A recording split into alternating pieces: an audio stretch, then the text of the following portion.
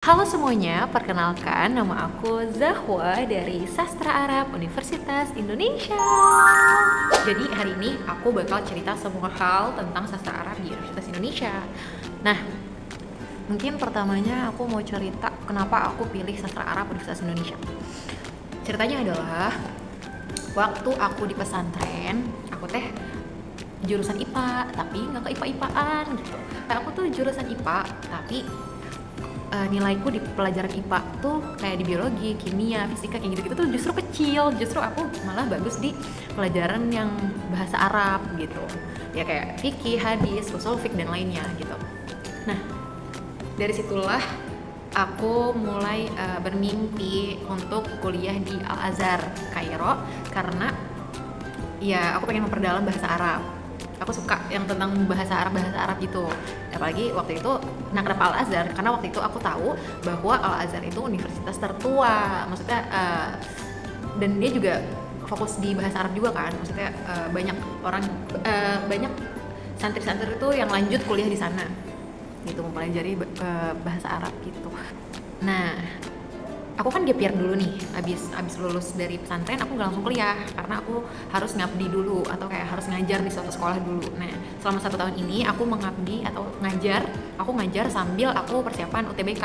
Nah, selama 1 tahun itu 3 bulan pertama aku masih bermimpi tuh untuk kuliah di Kairo. Nah, setelah itu aku ngobrol sama teman SMA aku, bertukar pandangan, cerita tentang tujuan kedepannya kayak gimana.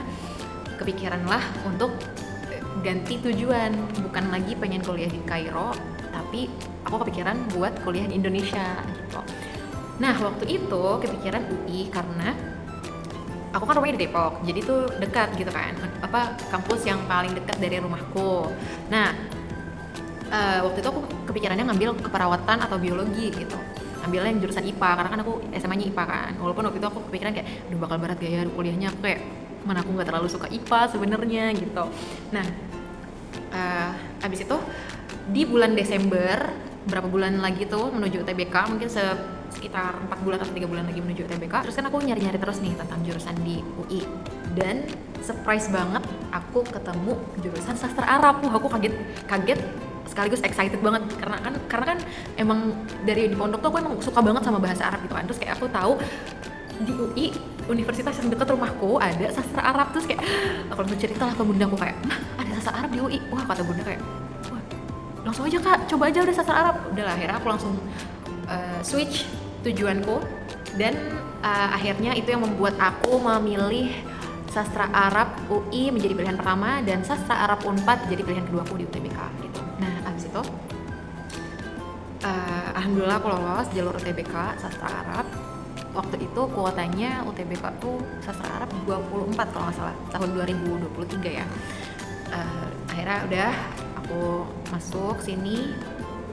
Terus semester 1 aku masuk kuliah, aku ospek, aku masuk kuliah, belajar gitu kan. Terus aku ngerasa kayak kok aku kayak murojaah gitu.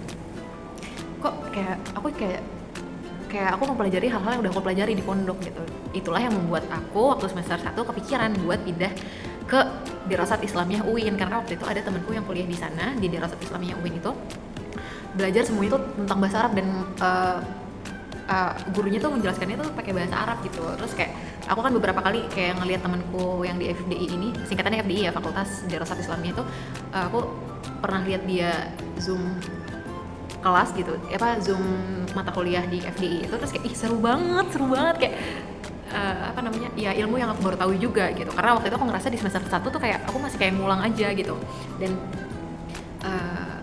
aku cerita ke bundaku kepikiran untuk pindah univ ke FDI, tapi bundaku bilang udah kak lanjutin aja, emang kamu nggak ingat perjuangan kamu masuk sini tuh gimana, persiapan UTBK dan lain-lain gitu. Akhirnya yaudah aku coba jalanin dulu, jalan semester 2. Nah, di semester 2 inilah baru aku ketemu hal-hal baru yang banyak, dan apalagi sekarang aku di semester 3 ya, banyak hal baru yang aku pelajari dan hal-hal menarik gitu.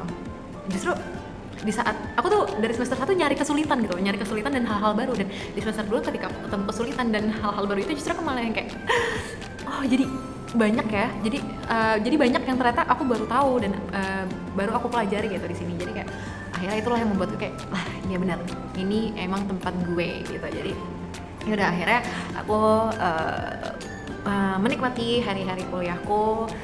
Aku menanti hal-hal baru lagi yang akan datang di setiap kelasnya, di setiap harinya. Menariknya adalah kita tuh di sastra Arab kan belajar 2 ya. Maksudnya setidaknya bagi 2 lah mata kuliah ini, kayak ke sejarah atau ke kebudayaan Arab atau sama linguistik. Nah, di linguistik ini mungkin di pondok pesantren kita biasa kalau di pondok pesantren kita translate suatu kosakata tuh ke bahasa Arab lagi kan. Jadi kamusnya tuh Arab ke Arab gitu kan. Nah, kalau di sini pakai kamus Hansware, yaitu translate Arab ke Inggris gitu. Itu pas banget buat aku karena sekarang juga aku lagi coba mempelajari bahasa Inggris juga kan. Jadi kayak itu berjalan berbarengan. Jadi kayak aku kayak excited banget aku bisa mempelajari dua-duanya secara bersamaan gitu, bahasa Arab dan bahasa Inggris. Dan di sini itu belajar morfologi atau kalau bahasa Arab itu sorof gitu, yang familiar di kalangan santri. Kita belajar sorof ini pakai bahasa linguistik. Jadi itu mungkin salah satu kesulitan yang dialami banyak mahasiswa ya, karena kita pakai bahasa linguistik yang mungkin belum familiar gitu bagi kita. Tapi justru menurutku itu adalah hal yang menarik gitu. Justru aku menantikan kesulitan itu, dan kayak ketika aku dapat itu jadi kayak excited banget pokoknya. Aku kayak jadi kayak itu yang ngebuat aku gak mau melewatkan satu hari pun ya, selagi aku sehat, selagi aku bisa, selagi aku mampu, aku tuh pengen terus bisa masuk kuliah.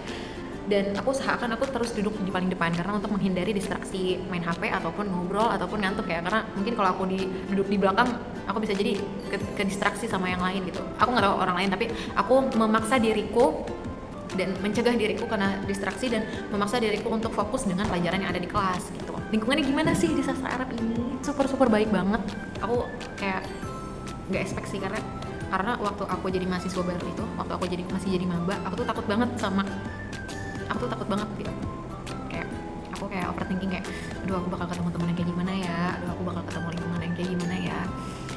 Aku tuh selalu gagal move on, aku tuh selalu gamon sama kehidupanku waktu di pesantren, karena aku ngerasa kayak teman-teman sama lingkungan waktu di pesantren tuh kayak super buat aku nyaman banget gitu. Mereka tuh kayak baik banget gitu. Jadi kayak aku kayak selalu berharap atau kayak ya berekspektasi semoga kehidupan di kampusku tuh ya setidaknya mirip lah gitu. Dan ya berjalan waktu aku tuh kayak bersyukur banget gitu, kayak ya Allah dosennya baik banget gitu, dosennya baik-baik, teman-temannya suportif, suka banget belajar bareng gitu. Dan ya kita aku tuh di sini selalu menjadi orang yang kayak aku rasanya aku tuh butuh terus ilmu baru. Aku tuh merasa terus yang kayak nggak tahu apa-apa. Aku selalu memposisikan diriku di sini tuh menjadi gelas kosong gitu. Jadi kayak sesuatu yang aku terima tuh aku sangat excited gitu menerima itu semua. Jadi kayak seru banget gitu. Kayak makanya aku kadang suka sedih kalau sakit. Kayak kalau sakit tuh aku kayak cuma berharap kayak ya Allah pengen sehat, pengen kuliah kayak biasa, pengen ketemu teman-teman, belajar bareng, ketemu dosen yang baik. Dan apalagi bahasa Arab itu yang baru aku sadari ya, ternyata banyak kalimat-kalimat doa gitu yang kita pelajari, terutama di mata kuliah KBA berbicara. KBA itu singkatan dari kemampuan bahasa Arab, kemampuan mahir bahasa Arab apa kalau nggak salah. Di KBA berbicara. Nah, di berbicara ini kita di buku yang kita pelajari di mata kuliah itu kita kan mempelajari percakapan orang Arab gitu kan. Nah, seringkali tuh ada kayak kalimat-kalimat doanya kayak kalau lagi makan tuh sihah wal afiyah, atau kayak ma'assalamah, atau fi amanillah, atau yang gitu dia kayak ya Allah. Itu terbawa ke lingkungan kita gitu. Jadi kayak kalau kita ketemu dosen atau kita mau pamitan sama teman-teman kelas gitu, terus kita tuh sering mengucapkan itu gitu yang kita sedang pelajari gitu. Dan fun fact-nya justru aku lebih sering ngomong bahasa Arab atau Inggris di kampus daripada waktu di pondok. Mungkin karena waktu di pondok aku masih malu kali ya. Banyak sebenarnya yang udah pede ngomong untuk berbahasa Arab atau Inggris di pondok. Cuma mungkin aku waktu itu masih malu. Cuma nggak tahu kenapa waktu aku jadi mahasiswa di sini, aku kayak lebih pede aja gitu untuk ngomong. Kayak aku lebih berani asbun gitu untuk melatih spontanitas aku dalam berbahasa gitu. Terlebih dosenku juga ngomong, mungkin kalau misalnya kita di menulis ataupun kayak di belajar kaidah-kaidah bahasa Arab, mungkin itu kita harus benar-benar memperhatikan kayak harokat ataupun ya kaidah-kaidahnya lah gitu. Tapi kalau ketika kita berbicara ya lontarkan aja apa yang ada di kepala kita gitu loh. Justru itulah ya sambil berbarengan ya belajar kaidah, itu nantinya akan rapih dengan sendirinya selama kita terus melatih spontanitas kita dalam berbicara berbarengan dengan kita mempelajari kaidah-kaidah bahasa Arab gitu ya. Yang penting kita tuh pede dulu untuk ngomong gitu ya. Jadi kayak makanya aku seneng banget waktu itu kita kenalan sama mahasiswa S2 dari Mesir yang lagi kuliah di UI. Aku langsung waktu itu kita ketemu di musola FIB. Aku langsung ajak, namanya Kamena. Aku langsung ajak Kamena untuk ngobrol bareng kita, teman-teman kelas aku.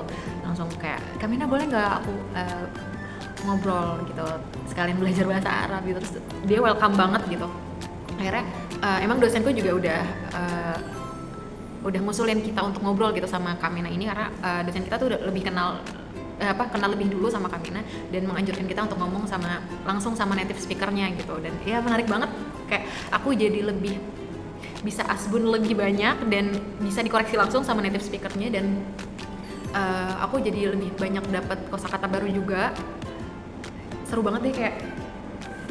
Dan fun fact-nya adalah semenjak aku di sini, karena dosenku selalu ngajarin kayak biar lebih inget tuh, setiap kita dapat kosakata baru kita tuh selalu ucapin berulang. Jadi aku terbiasa ketika aku menemukan kosakata baru, aku ucapin langsung, kayak refleks, aku langsung ucapin lagi, dan akhirnya itu membuat hobi baru, itu menciptakan hobi baru untuk aku, yaitu ngobrol sendiri ketika aku pulang naik motor.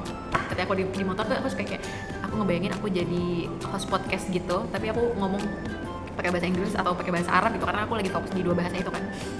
Jadi aku ngoceh aja gitu pakai bahasa Arab atau bahasa Inggris, atau kayak aku lagi kesel nih sama seseorang, atau kayak ya bukan seseorang lah, misalnya kayak aku lagi merasakan sesuatu ketika di hari itu, kayak jadi aku ngoceh aja tuh pakai kedua bahasa itu, walaupun mungkin banyak salahnya ya, cuma aku kayak melatih spontanitas dalam berbahasa aja gitu. Cutting di sini juga keren banget, karena semenjak ada program magang itu kan, semenjak ada kurikulum merdeka itu kan jadi ada program magang ya di semester 6 atau 7 ya, aku lupa, 5, 6 atau 7 ya, antara 6 atau 7 lah program magang itu. Nah, banyak banget cutting aku yang magang di tempat-tempat keren, kayak di Qatar, di Arab Saudi, kalau di Indonesia di Ruang Guru, di Kedubes. Banyak banget tempat cutting yang keren banget. Ada cuttingku yang punya WO, jadi kru WO-nya tuh teman-teman sastra Arab gitu. Nah, ada juga yang punya usaha tas, ada usaha tas yang terkenal banget namanya Kufi, kalau kalian tahu ya, kalian langsung aja search di Shopee. Tas Kufi itu punya mahasiswa sastra Arab, temen pondokku dulu. Jadi kayak keren banget, aku bisa ketemu dosen-dosen yang baik, teman-teman yang suportif, cutting yang super keren. Jadi memacu kita untuk terus punya target gitu. Dan waktu ospek kemarin juga aku punya dating atau adik tingkat yang super baik banget. Mereka yang kayak aku sampai kayak geleng-geleng kepala sih, kayak ya Allah, kok orang ada ya sebaik ini. Kayak di ospek jurusan itu mereka ngasih persembahan surprise gitu loh untuk panitia ospek. Kayak aku kayak nggak bisa pikir sih, kayak ya Allah, aku kayak gimana nggak bersyukur banget coba aku di sini, ya Allah.